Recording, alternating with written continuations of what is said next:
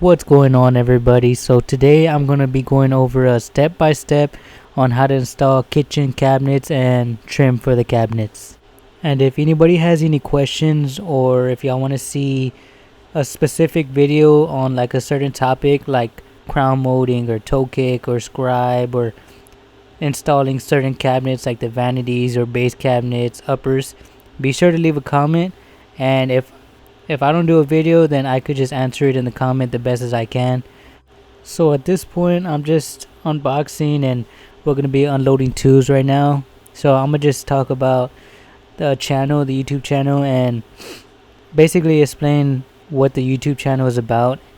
I really just want it to be a learning and teaching channel to where any new beginner or a professional or a master, anyone who wants to learn or anyone who wants to teach is basically what this channel is for. I mean, I don't know it all, and I just basically want to help people who are trying to learn. And whether you're a beginner or you just want to see some tricks or whatever the case is for the trade, because I basically started off as not knowing anything at all. I didn't even know how to read a measuring tape, and at this point I got into where I know a good amount, and I want to show others who are trying to learn as well to grow. And I mean, any tricks that I know, I'm gonna try to teach everyone and basically show how it's done the best way that I can, because it's kind of difficult to explain little by little. But if I get any questions, I'm going to try and answer them or show a video on how it's done specifically on that topic, because the videos are kind of hard to record because I try to get every detail that I can, but it's just the fact of trying to work and record at the same time. Certain specific things I gotta. Okay, now for step one is I'm basically setting the numbers for the cabinets, because for this company, Kentmore Cabinets, we basically have numbers on the cabinets. So as you can see, the numbers that I'm putting on the wall, that's the cabinet that belongs right there. And we basically mark every single cabinet to show like where it belongs. It's basically the layout for the cabinets.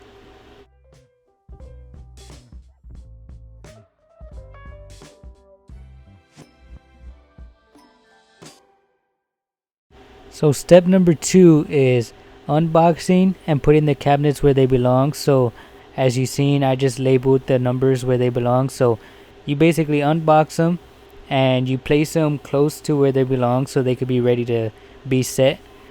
And as you can see right here, I'm banging in the staples because they staple the boxes to the cabinets.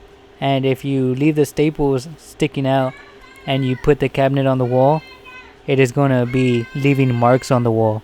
So I basically hit the staples in, and that piece that you just seen me throwing right there was a piece that we need to save. So we don't throw that piece, because at the end of the video you see why. But when you put the screws in the cabinet, that little piece is to hide the screws. But like I said, you will see it later on in the video. At the end I'll show you where. And right here I'm moving the cabinet to a different location because that's not going to be on until later on. So I'd rather have it out the way than leave it in a spot where it's going to be in the way and the other cabinets can't be there. So I basically just set it right here aside where it's out the way and take out the shelvings here.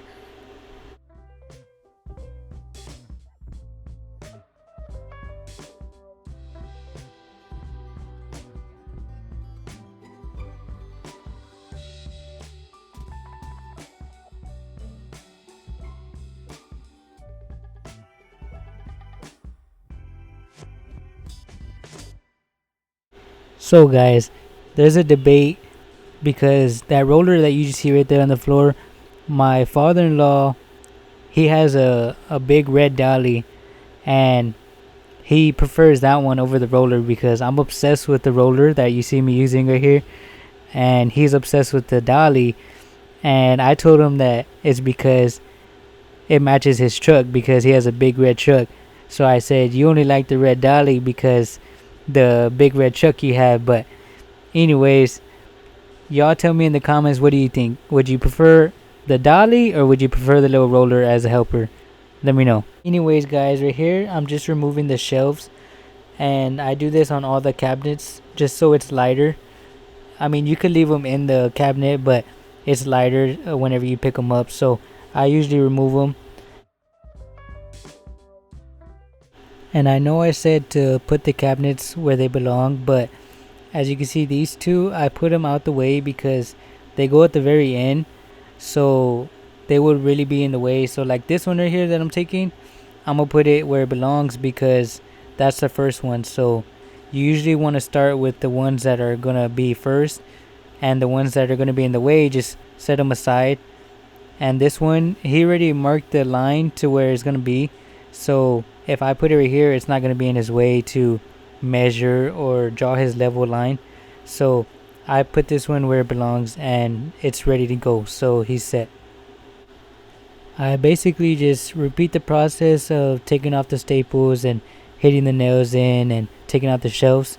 But I don't know if anybody noticed, on the walls you can see those wires popping out, and that's basically for lights. And at the end, the electricians, they come and put lights underneath the cabinets, and sometimes we have to put light molding underneath the cabinets, but in this case we didn't have to put no light molding. We just have to drill the holes.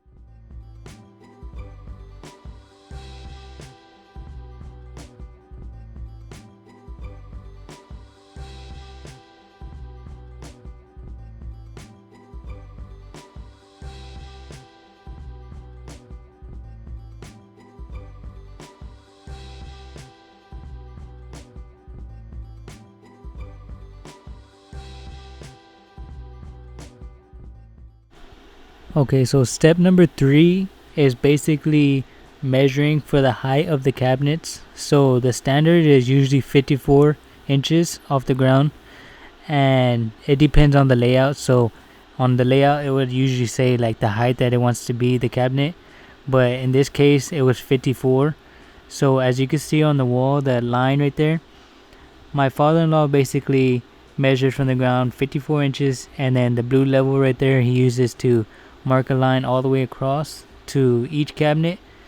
And he has those little helpers as legs, and if you want to see a video on the legs, the supports that he made, leave a comment so I can show you how he does that. But it basically helps to hold up the cabinets.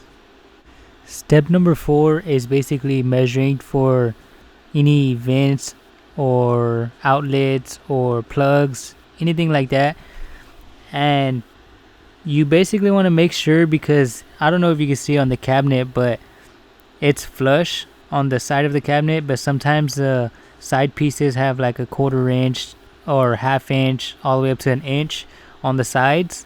So you got to keep that into consideration, because whenever you measure off of the cabinet, and say if you have a 1/2 inch on the side of the cabinet, you want to mark 1/2 inch from the cabinet and then go make your measurements from that 1/2 inch, because whenever you butt up the cabinet to the next one, the measurement won't add up because you didn't cut out from the 1/2 inch. So it's kind of confusing to explain, but just verify your cuts and just double check, make sure before you cut, just to make sure the measurements are correct, because you don't want to make an incorrect cut.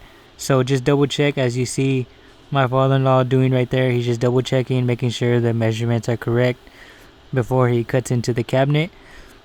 And if I do have a video, I will post next time to show what I'm talking about with the 1/2 inch or a 1/4 inch, to explain, because I don't have a video to show.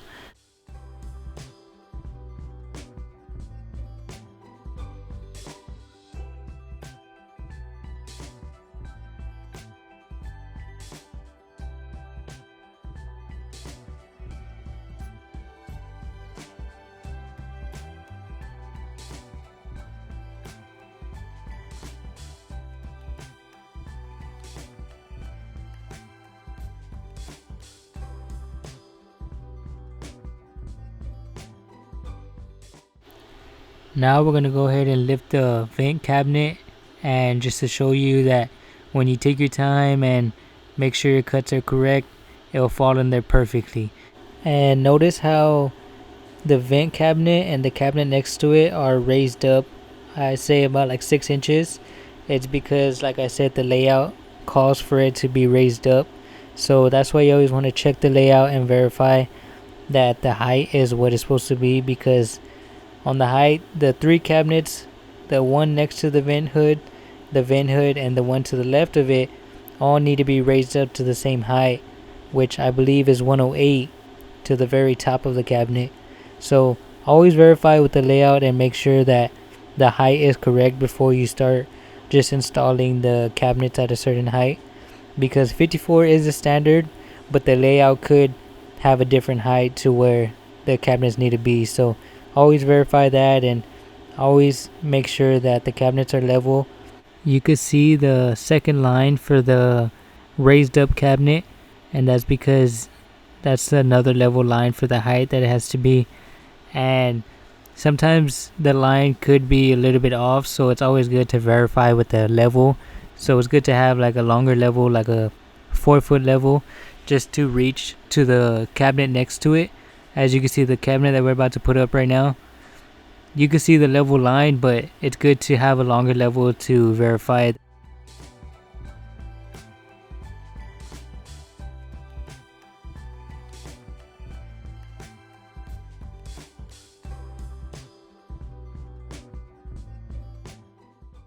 Now you just want to make sure that the cabinet is flush at the very top, so do what you have to do to adjust it so the height is at the very top with the top so it's flush.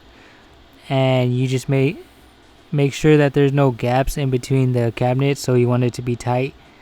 And you basically put a screw at the very top. Sometimes there's 2 studs, so you put 2 screws in, and at the very top and at the very bottom you put 1 to 2 screws depending on the studs. But you can see on the wall those white lines that go up and down are the studs, but sometimes they're a little bit off, so you want to verify that there's a stud. And sometimes the lines ain't there, with the white lines ain't there because it's already painted the house, so just verify that there are studs right there. So step number 5 is kind of confusing to explain, but basically what you're doing is combining the 2 cabinets together with the screw. So I don't know if you can see it well, but it's basically called tying in the cabinets together. So you basically have about a 9/64 bit, which is about the size of a screw, and you use it to pre-drill into the cabinet on the face of the cabinet. And you basically want to make sure that the front pieces are both flush. So as you can see, when he bangs it in or out, try not to bang it from the outside, always bang it from the inside, because you don't want to damage the face of the cabinet. So you see him banging it outwards, so whether it's left side or the right side, you always bang it from the inside. And you basically want the front of it to be flush, and you want no gaps. So the screws will tighten it to have no gaps, and you hit it forward to be flush. And if it makes it easier, you could take off the doors and you could put a clamp on it so it could be tighter. And while you tighten it with the clamp, you hit it forward with the hammer.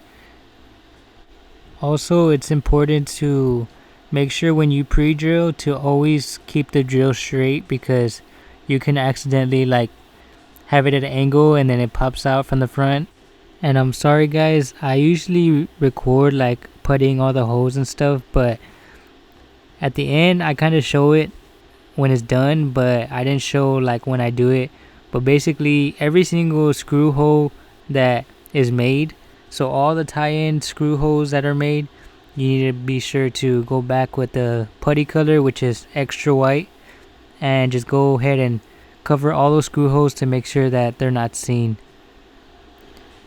And you can see right here, like I said, always verify that the cabinets are level. So it's good to have a long level so you could reach to the other side and show that everything's level, because you don't want a cabinet to be crooked and then it catches someone's eye. So just make sure all the time to make sure everything is level. And even if you have a small level, just make sure that the cabinet is level, because as you're going to see right now on this refrigerator cabinet, we have a smaller level just to verify that it is level.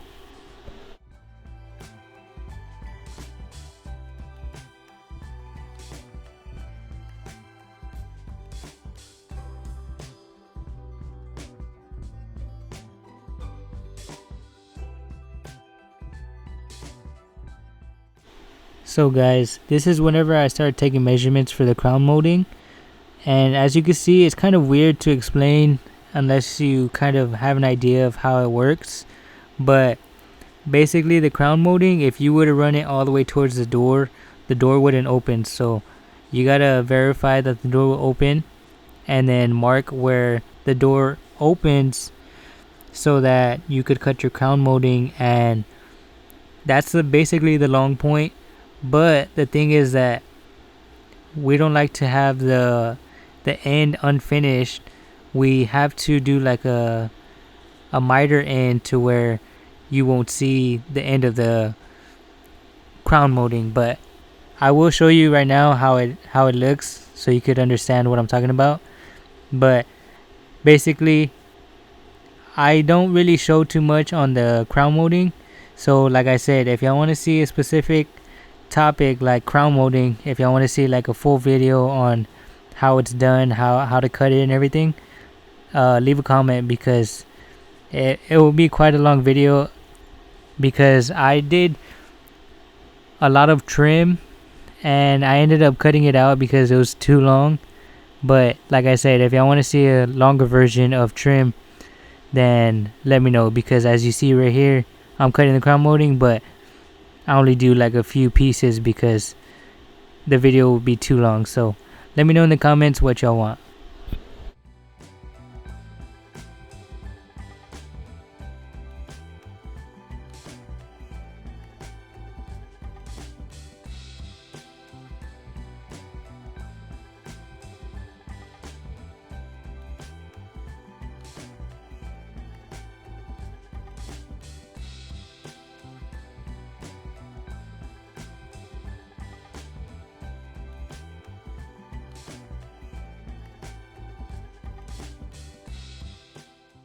So this piece that I'm grabbing right here is basically like a filler for the bottom of the cabinets, because for the company they don't like any gaps underneath the cabinets. So it's always, well, most of the time it's usually 11 1/4, because the cabinets are 12 inches. But depending on the size that the cabinet pops out, but it's usually 11 1/4, and I usually rip it to whatever it is, so it's usually like an inch. But I always check to make sure how much it is. As you can see me measure underneath the cabinet, but this is what that's for basically.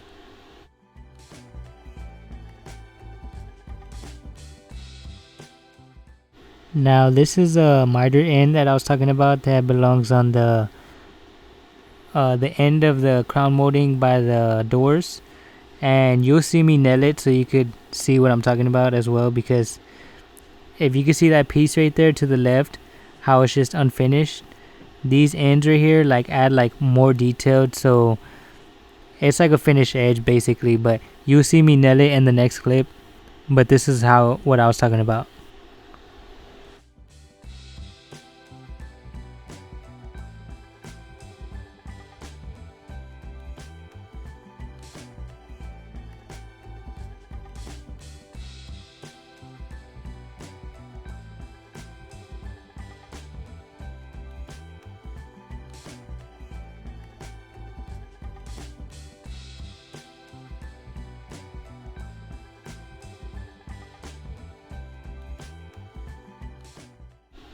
Now guys, I was gonna edit this part out because I mean I do mess up because the nails do pop out on the side, but nobody's perfect, and I just wanted to show that there are imperfections. Like there's things that could happen, like so how I was talking about making sure that the drill is straight. Same thing with the nail gun. Make sure that when you're nailing that the gun is straight, because as you can see on both the crown moldings, I nailed it crooked and the nail popped out. So always watch your fingers and always make sure that you're holding the gun correct, because as you've seen, the nails pop out. But at the end, I putty everything to make sure that everything is good and it's not too big of a nail hole. But anyways, I did want to leave that in there to show like the imperfections and mistakes that happened. So there's not a big deal, just as long as it's corrected and puttied, and it still looks good.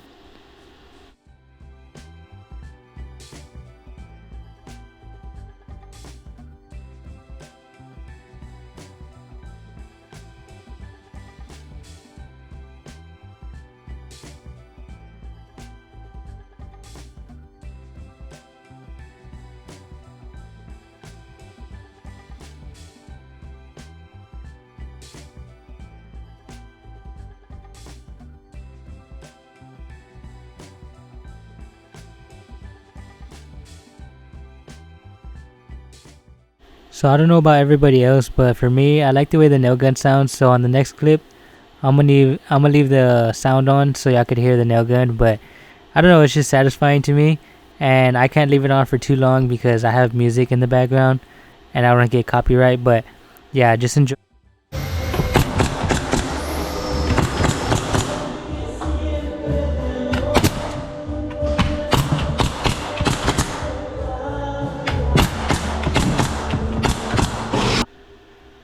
Okay, so now it's time to nail the crown molding, and now you can see the piece that I was talking about and how it looks.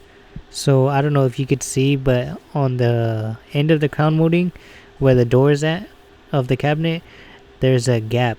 Well, at the very end, I didn't show it, but at the very end, I put a piece of like filler, a white filler, to cover that up, and then just puttied it. But it's a small little hole, but I don't think you can really prevent that, and you can see it right there, that little hole. But yeah, it's covered up at the end, and you could see it at the end covered up, and I just put some putty, but it came out looking good anyways. Now I'm about to show it right now, but it's kind of hard to see, and at the very top of the cabinet there's a gap, so you don't want no sunlight to show at the crown molding. So what I do is I pop a chisel in there, and I basically use it to pop out the panel so that there's no gaps or anything, and then I put a nail in it. But that will definitely take away the gaps, so you don't have to put no caulking or nothing at the top. And it's basically because the panel is like in too much and has to be popped out like a 16th or like a barely like a hair, so that helps to have no gaps, because it's basically the side panel that's causing that.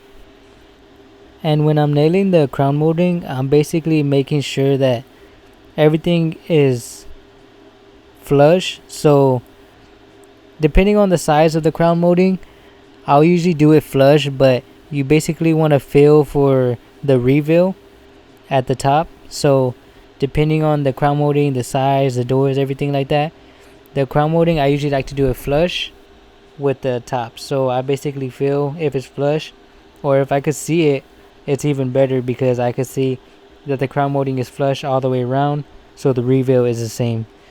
And at the ends, I usually put a nail at an angled nail, just so it could stay intact, and it's very strong when you do that.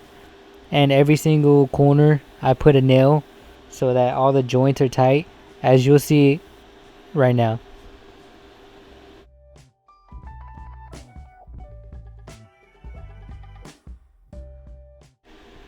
So notice how I open the door, so to make sure that the door opens correctly and has enough space to open, and the crown molding is cut to size, and I erased my pencil mark because I had marked how long the crown molding needs to be. And you can see me a little bit putting my fingers around the crown molding to see, like I'm talking about, that it's flush, and making sure that the reveal is the same.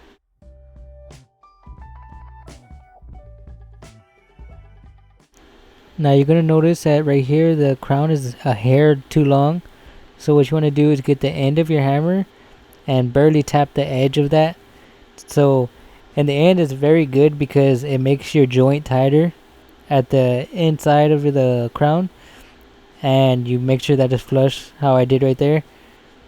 And you basically tighten up your gap, and you're flush with the end of the crown, so it'll be tighter and it fits the size.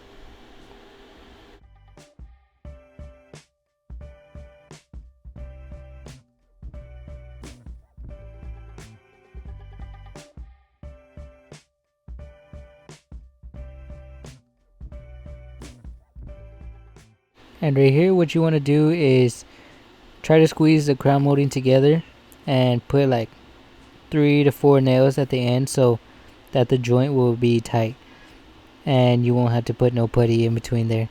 So, and the outside as well, you put nails on the outside as well. I saved this long piece for last because I just tack a nail on the end to where it's gonna supposed to be, and I go to the other side to verify that the length is correct, because sometimes it could be a hair too long or hair too short and you just want to take some off or recut it.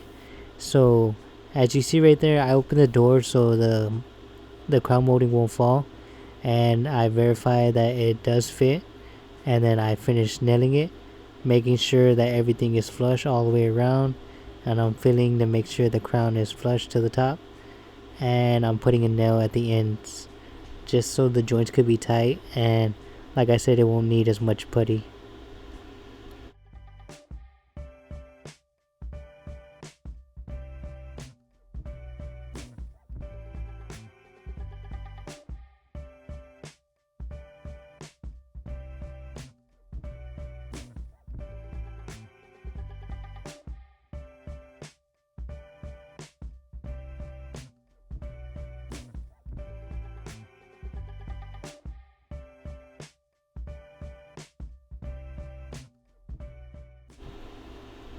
Now I'm basically just repeating the process and just getting all my trim measured, and like I said, all those gaps have to be measured to get covered with like fillers. So I gotta measure all of those, and I cut the crown molding, I mean measure the crown molding.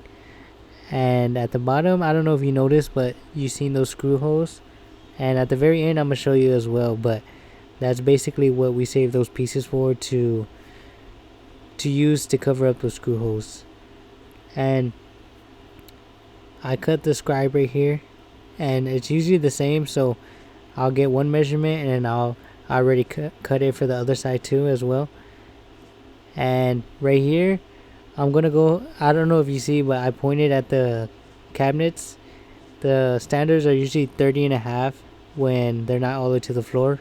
If they're all the way to the floor, it's 35 inches. So right here, I'm gonna measure this toe kick, and I don't know if anybody calls it differently. So if you call it something else, we just call it what we call it. But I don't know if it has different names anywhere else. But it's toe kick, scribe, crown molding, shoe molding. So I don't know, but I'm basically measuring the toe kick. And I don't know if you see my previous video, but sometimes it has 45s, and you don't have to be accurate with the cuts because the 45s will cover the toe kick. But on this one, it's just regular, so you have to be precise on the measurements because it's not going to be covered with no 45s. But if you don't know what I'm talking about, then I apologize. And I cut out a lot of the trimming videos because if I would have left all the trimming, it would probably take like an hour video. So I'm sorry if y'all wanted to see like more trimming, but I basically did it so it's not too long, and I just show like little clips of here and there of just cuts. But if y'all want to see a full video of trim, let me know. But it does take a lot, and it's kind of basically the same stuff, so let me know.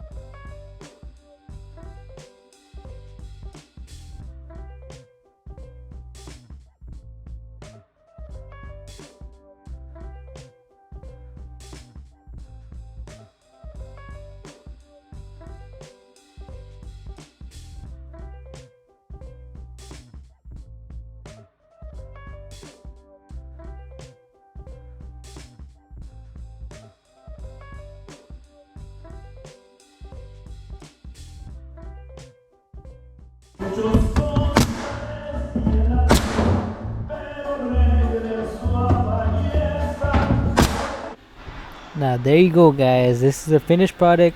I'm trying to show all the screw holes are covered, all the gaps are no gaps at all, everything's puttied. And right here I'm going to show the screw holes that I was talking about. I mean, I'm sorry I didn't show, but I basically puttied all the screw holes, and I also didn't show me putting in the shelves, but all the cabinets have 3 shelves or 2 shelves. But yeah, that's the finished product, guys. I hope y'all enjoyed. Let me know if y'all have any questions, and be sure to smash the like button. Leave any comments, any questions y'all have, don't be afraid to ask. And yeah, guys, hope y'all enjoyed the video. Peace.